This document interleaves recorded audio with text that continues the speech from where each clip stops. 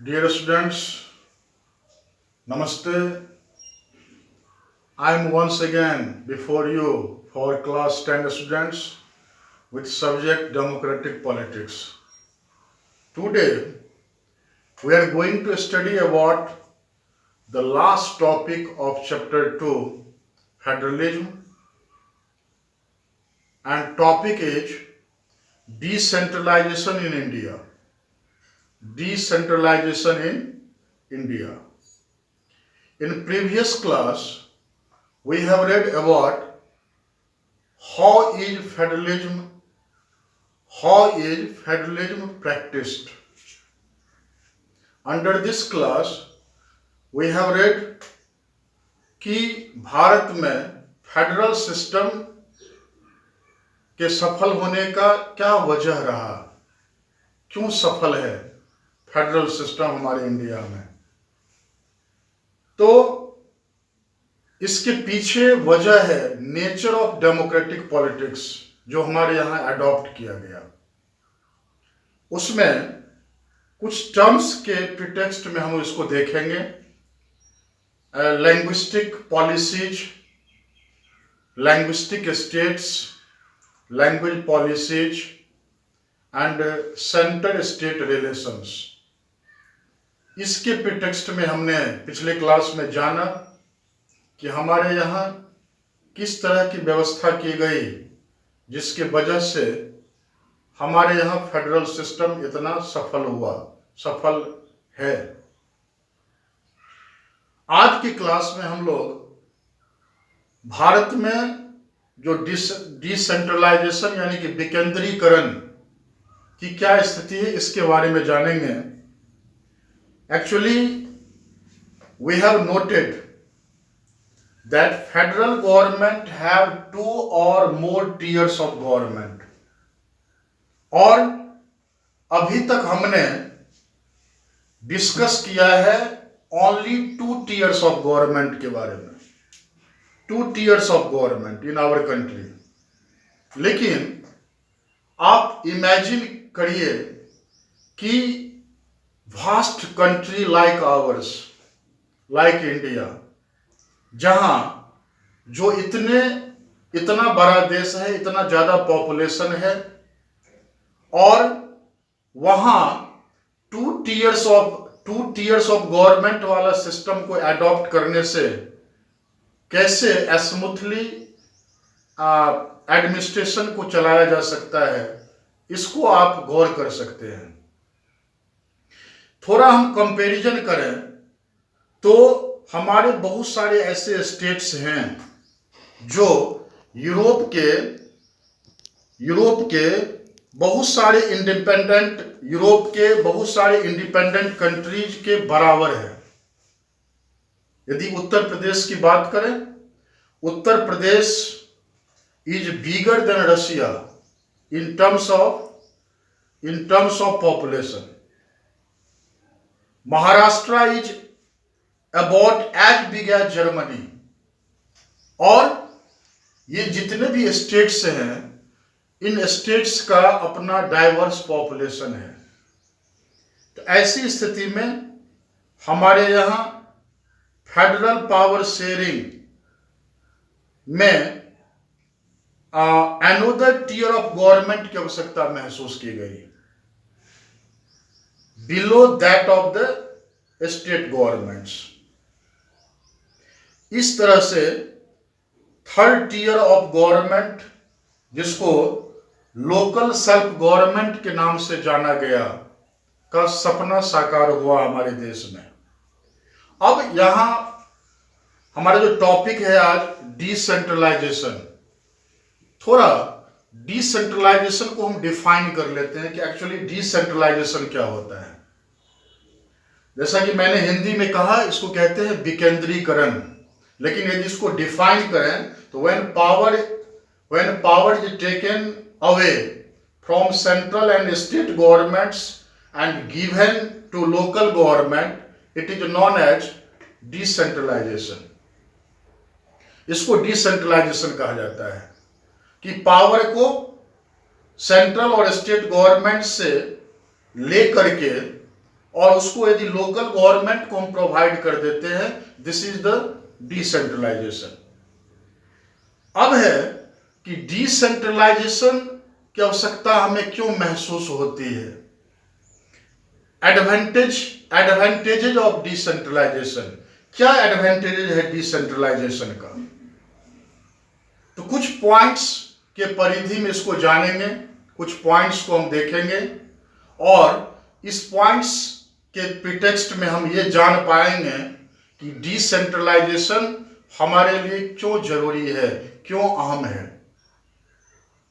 पहला पॉइंट इसमें, there are a large number of problems and issues which are best settled at the local level. बहुत सारे problem है, बहुत सारी ऐसी समस्या है, बहुत सारे मुद्दे हैं जिसको लोकल लेवल पर बेहतर तरीके से उसको निपटाया जा सकता है। People have better knowledge of problems in their localities. लोगों को बेहतर जानकारी होती है अपने अपने स्थानीय मुद्दों के बारे में, स्थानीय समस्याओं के बारे में। They have better ideas on where to spend money and how to manage things more efficiently. They have better ideas on where to spend money and how to manage things more efficiently. उनके पास बेहतर idea होता है कि कहाँ पैसा खर्च करें और किसी भी चीज को कैसे मैनेज करें बेहतर से बेहतर तरीके से। At the local level, it is possible for the people to directly participate in decision making. ये भी एक एडवांटेज है कि लोकल लेवल पर यह संभव है कि लोग डिसीजन मेकिंग में डायरेक्टली पार्टिसिपेट करें, भागीदार बने, भाग ले, और यही एक बेहतर क्या कहते हैं हैबिट हो सकता है। This helps to inculcate a habit of democratic participation. और इस तरह से डिसीजन मेकिंग में पार्टिसिपेशन करके वह अपने अंदर में एक हैबिट इनकलकेट कर सकता है, हैबिट को अपना सकता है डेमोक्रेटिक पार्टिसिपेशन में। अब है तो ये हमने जाना कि डिसेंट्रलाइजेशन का एडवांटेजेस क्या है। इसको मैंने होमवर्क के रूप में दिया है कि analyse the advantages of decentralisation. इसको आप देखेंगे। इसके अतिरिक्त अब है कि डिसेंट्रलाइजेशन की बात कहां से कब शुरू की गई। देखिए, राइट फ्रॉम बिगिनिंग हमारे कॉन्स्टिट्यूशन में भी डिसेंट्रलाइजेशन की आवश्यकता को महसूस की गई और उसके बाद सेवरल अटेम्प्ट्स लिए गए डिसेंट्रलाइजेशन को ग्रास रूट लेवल तक पहुंचाने के लिए। बहुत सारे कमीशंस बनाए गए गवर्नमेंट के द्वारा, बहुत सारे कमिटीज बनाए गए गवर्नमेंट के द्वारा। उनके लिए उनको उस कमीशन को, उन कमिटीज को रिकमेंड करने की अपेक्षा की गई। गवर्नमेंट को रिकमेंड वह करे कि कैसे हम डिसेंट्रलाइज कर सके पावर को। हमारे देश में भी स्टेट्स में, सभी स्टेट्स में, जैसे विलेज में पंचायत और अर्बन एरियाज में म्युनिसिपैलिटीज, ये सेटअप किया गया। लेकिन सेटअप तो हुआ, लेकिन these way directly under the control of state governments. आप समझ सकते हैं कि उसका कोई अहमियत नहीं रहा। ये डायरेक्ट, ये जो सेल्फ लोकल गवर्नमेंट की जो बात थी, यह बात ना हो करके ये किसके अंदर में अधीन रहा? स्टेट गवर्नमेंट के अधीन रहा। उसके बाद elections to these local governments were not held regularly. Election nominate होता रहा। यदि सरपंच है, प्रेसिडेंट है, तो उसको नॉमिनेट करता रहा आगे के लिए। रेगुलर उसका इलेक्शन नहीं हो पाया और local governments did not have any powers और resources of their own. Local government के पास ना कोई अपना पावर होता था, ना कोई रिसोर्स होता था। इस तरह से there were very little decentralisation in effective terms. यदि डिसेंट्रलाइजेशन के प्रिटेक्स्ट में इन हालातों को देखें तो यहां हम देख रहे हैं कि बहुत थोड़ा डिसेंट्रलाइजेशन हो रहा है। यदि इफेक्टिवनेस की बात हम करें तो इसके लिए एक मेजर स्टेप लिया गया। डिसेंट्रलाइजेशन के टुवार्ड्स एक मेजर स्टेप आया इन 1992। उसमें क्या हुआ, 73rd and 74th constitutional amendments were passed by our parliament in December 1992। Constitutional amendment किया गया 73rd and 74th, और कॉन्स्टिट्यूशनल अमेंडमेंट करके लोकल सेल्फ गवर्नमेंट की जो परिकल्पना थी इन इफेक्टिव टर्म्स, ये सपना साकार हुआ, ये परिकल्पना साकार हुआ। इनको लोकल सेल्फ गवर्नमेंट को रूरल और अर्बन एरियाज में इंट्रोड्यूस किया गया। इसके तहत क्या हुआ, पार्ट 9 एंड पार्ट 9A ये जोड़ा गया हमारे कॉन्स्टिट्यूशन में। पार्ट 9 में जहां पंचायत की बात की गई, पार्ट 9A में म्युनिसिपैलिटीज की बात की गई, म्युनिसिपैलिटीज की बात की गई।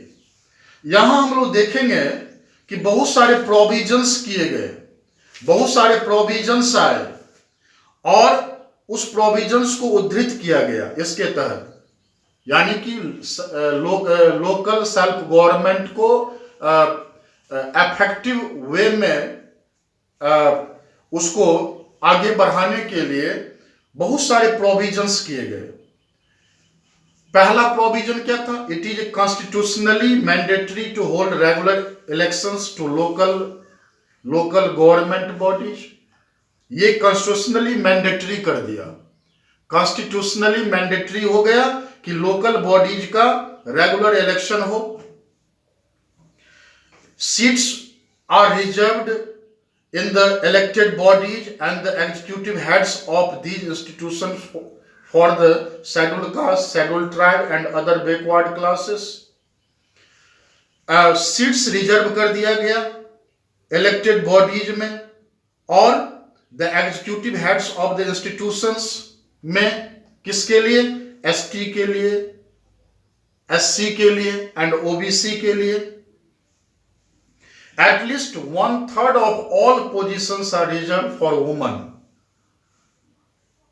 1/3 जो पोजीशन था वह वुमन के लिए रिजर्व कर दिया गया। और सबसे बड़ी बात थी an independent institution called state election commission. इसको इंट्रोड्यूस किया गया, इसको क्रिएट किया गया और इसके प्रत्येक राज्य में, प्रत्येक स्टेट में to conduct panchayat and municipal election. और इनको जिम्मेदारी दी गई कि एक फिक्स टर्म के बाद हर स्टेट में पंचायत और म्युनिसिपल इलेक्शंस आप कंडक्ट करें। जैसे इलेक्शन कमीशन आप देखते होंगे कि जनरल इलेक्शन होता है भारत में, सेंट्रल गवर्नमेंट को बनाने के लिए लोकसभा का इलेक्शन होता है। उसमें जैसे ही टर्म फिक्स होता है, टर्म कंप्लीट होता है, 5 वर्ष कंप्लीट होने की स्थिति में होता है, चुनाव का बिगुल बज जाता है। इलेक्शन कमीशन चुनाव के तारीखों की घोषणा कर देता है, कोड ऑफ कंडक्ट स्टार्ट हो जाता है। इसी तरह की स्थिति पर शुरू किया गया राज्यों में भी पंचायत और म्युनिसिपल इलेक्शंस के लिए। इस तरह से एक रूरल लोकल गवर्नमेंट हर राज्य में आया। रूरल लोकल गवर्नमेंट को पंचायती राज के नाम से भी जाना जाता है, पंचायती राज के नाम से। कारण कि इसके तहत क्या होता है, each village and a group of villages in some states had a gram panchayat. प्रत्येक गांव में या किसी स्टेट में गांव के जो ग्रुप्स होते हैं उसमें ग्राम पंचायत होते हैं। और ये ग्राम पंचायत क्या होता है? एक काउंसिल होता है। ये ग्राम पंचायत क्या होता है? ये काउंसिल होता है जिसमें सेवरल वार्ड मेंबर्स होते हैं, अलग अलग वार्ड में वार्ड मेंबर्स होते हैं, और पूरे गांव लेवल पर, पंचायत लेवल पर एक प्रेसिडेंट और सरपंच या मुखिया होते हैं। ये जितने भी रिप्रेजेंटेटिव्स हैं, चाहे वो वार्ड मेंबर्स हो, चाहे प्रेसिडेंट, सरपंच और मुखिया हो, they are directly elected by all the adult population in living in that ward or village। ये जितने भी प्रतिनिधि होते हैं, चाहे वार्ड मेंबर हो, चाहे उसको प्रेसिडेंट आप कहें या सरपंच कहें या मुखिया कहें, इनका चुनाव एडल्ट पॉपुलेशन, वयस्क वयस्क मताधिकार के तहत जो वोटर्स होते हैं उस वार्ड के या उस गांव के, वह वोटर्स उनका चयन करते हैं, उनका निर्वाचन करते हैं, उनको वोट करके उनको निर्वाचित करते हैं। ग्राम पंचायत जो होता है वह एक डिसीजन मेकिंग बॉडी होता है पूरे गांव के लिए, और ग्राम पंचायत के कामों का सुपरविजन, ओवरऑल सुपरविजन करता है ग्राम सभा। एक टर्म नया आ रहा है, ग्राम सभा। ये ग्राम सभा के कौन मेंबर्स होते हैं? ग्राम सभा के मेंबर्स कौन होते हैं? ग्राम सभा के सदस्य कौन होते हैं? All the voters in the village are the members of gram sabha, are the members of gram sabha. जितने भी वोटर्स होते हैं वो सारे के सारे ग्राम सभा के सदस्य होते हैं। अब है कि उसके फंक्शन क्या है ग्राम सभा के। ग्राम सभा एक मान के चल रहे हैं कि एक असेंबली टाइप होता है। इनका फंक्शन होता है, it has to meet at least twice और थ्राइस इन अ ईयर। पहला कि प्रत्येक वर्ष, एक वर्ष में इनका 2 बार या 3 बार मीटिंग होनी चाहिए, मीटिंग होता है, मीटिंग होना चाहिए। इस तरह का कॉन्स्टिट्यूशन में उद्धृत किया गया है। इसका काम क्या है? To approve the annual budget of the gram panchayat, gram panchayat के एनुअल बजट को अप्रूव करना, and to review the performance of the gram panchayat, gram panchayat के परफॉर्मेंस को रिव्यू करना। ये इनके अधीन होता है, इनका काम होता है ग्राम सभा का। कारण कि ये जो लोकल गवर्नमेंट है, रूरल लोकल गवर्नमेंट, ये ग्राम लेवल से, विलेज लेवल से ब्लॉक लेवल, और ब्लॉक लेवल से डिस्ट्रिक्ट लेवल तक होता है। क्या होता है कि a few gram panchayats are group together to form a panchayat samiti और मंडल्स। किसी किसी राज्य में इसको मंडल्स भी कहते हैं, और किसी किसी राज्य में इसको पंचायत समिति भी कहते हैं। तो ये पंचायत समिति, इसके members, the members of this representative body are elected by all the panchayat members in that area. उस एरिया के जो भी पंचायत मेंबर्स होते हैं या वोटर्स होते हैं, वह पंचायत समिति के मेंबर्स का चयन करते हैं। All the पंचायत समिति और mandals in a district together constitute the जिला परिषद, और ये सभी मिल करके पंचायत समिति और मंडल्स किसी डिस्ट्रिक्ट के, ये सभी मिलकर के जिला परिषद का निर्माण करते हैं। जिला परिषद के सदस्य कौन होते हैं? तो जिला परिषद के सदस्य, अधिकांश जिला परिषद के सदस्य जो होते हैं वह इलेक्टेड होते हैं, निर्वाचित होते हैं। लेकिन इसके अतिरिक्त उस डिस्ट्रिक्ट के जितने भी एमपी जो होते हैं, उस डिस्ट्रिक्ट के जो भी एमएलए जो होते हैं, और इसके अतिरिक्त some other officials of other district level bodies, district level bodies के कुछ अदर जो ऑफिशियल्स होते हैं या इसके पदेन सदस्य होते हैं, एक्स ऑफिशियो मेंबर्स होते हैं। जिला परिषद chairperson is the political head of the जिला परिषद। जिला परिषद के पॉलिटिकल हेड कौन होते हैं? जिला परिषद chairperson.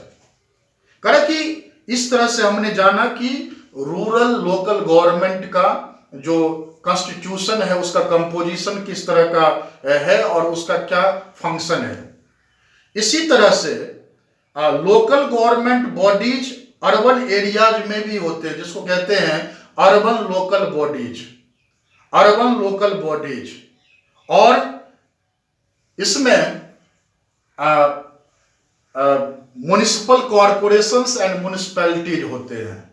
Municipal corporations metropolitan cities में होते हैं, बड़े बड़े जो महानगर होते हैं जिनकी संख्या लाखों में होती है, जिनका पॉपुलेशन लाखों में होती है, जहां लाखों में पॉपुलेशन होती है, बड़े बड़े जो महानगर होते हैं वहां जो मेट्रोपॉलिटन सिटीज के नाम से जाने जाते हैं, वहां म्युनिसिपल कॉरपोरेशन होते हैं, और छोटे शहर और टाउन्स में म्युनिसिपैलिटीज होते हैं, और कुछ ऐसे जो जिसका कन्वर्सन ग्राम विलेज लेवल से शहरी लेवल के लिए होता है, अर्बन के लिए होता है, वहां होते हैं नगर पंचायत। वहां का जो पॉपुलेशन होता है वह होता है 11-12 हजार से लेकर के 25-30 हजार के करीब पॉपुलेशन होते हैं वहां नगर पंचायत। तो ये दोनों ही जो है, चाहे वह म्युनिसिपैलिटीज हो या म्युनिसिपल कॉरपोरेशन हो, ये भी कंट्रोल्ड होते हैं by elected bodies consisting of people's representatives. ये भी कुछ इलेक्टेड बॉडीज होते हैं जो लोगों के प्रतिनिधि होते हैं। म्युनिसिपैलिटीज के जो पॉलिटिकल हेड होते हैं वह होते हैं म्युनिसिपल चेयरपर्सन, और म्युनिसिपल कॉरपोरेशन के जो पॉलिटिकल हेड होते हैं उनको कहा जाता है मेयर। उनको कहा जाता है mayor. Political head of municipal corporation mayor के नाम से जानते हैं। तो इस तरह से this new system of local government is the largest experiment in democracy conducted anywhere in the world. यह एक लार्जेस्ट एक्सपेरिमेंट है डेमोक्रेसी के लिए। भारत में ये जो लोकल गवर्नमेंट की जो बात हुई है, ये एक लार्जेस्ट एक्सपेरिमेंट है डेमोक्रेसी के लिए पूरे विश्व में। आपको ताज्जुब होगा कि there are now about 36 lakh elected representatives in the panchayat and municipalities. 36 lakh. कहा कि ये जो संख्या है वह बहुत सारे दुनिया के बहुत सारे देशों के पॉपुलेशन के बराबर है। दुनिया के बहुत सारे देशों के पॉपुलेशन के बराबर है। तो इस